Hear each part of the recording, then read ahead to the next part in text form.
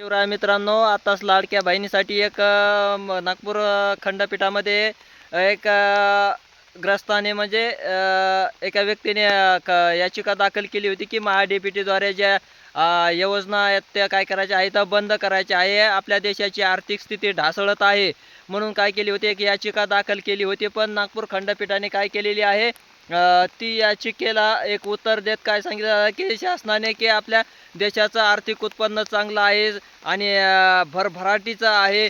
देशामध्ये आर्थिक व्यवस्था चांगल्यापैकी सुधारलेली आहे.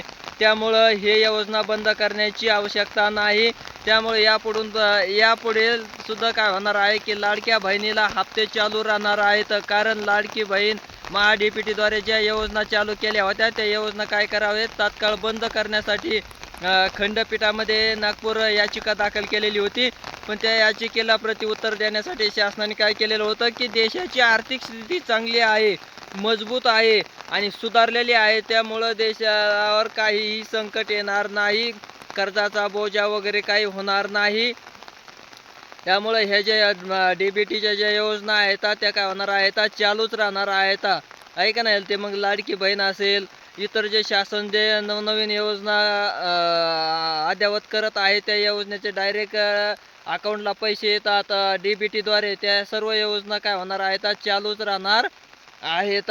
कारण देशाची आर्थिक स्थिती काय झालेली आहे, चांगली सुधारलेली आहे, डबघाईला वगैरे आलेली नाही. त्यामुळे ह्या ज्या योजना आहेत निरंतर चालू राहणार आहेत. ही एक दिलासादायक काय आहे, मुख्यमंत्री माझी लाडकी बहीण योजना सर्वच आपल्या महाराष्ट्रातील लाडक्या बहिणीला दिलासादायक बातमी आहे.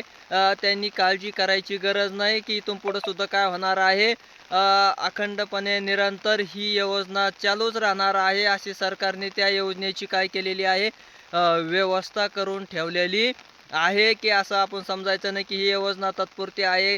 ऐका नाही, थोड्या दिवसामध्ये आता काय होणार आहे, बंद होणार आहे. पण तसं काही नाही, ही अविरत आणि निरंतर चालणारी काय योजना आहे. शासनाने तशी त्याची नियोजन आणि व्यवस्था करून ठेवलेली आहे. शासनाची आर्थिक स्थितीसुद्धा काय आहे, मजबूत आहे, चांगली आहे. त्यामुळं ह्या ज्या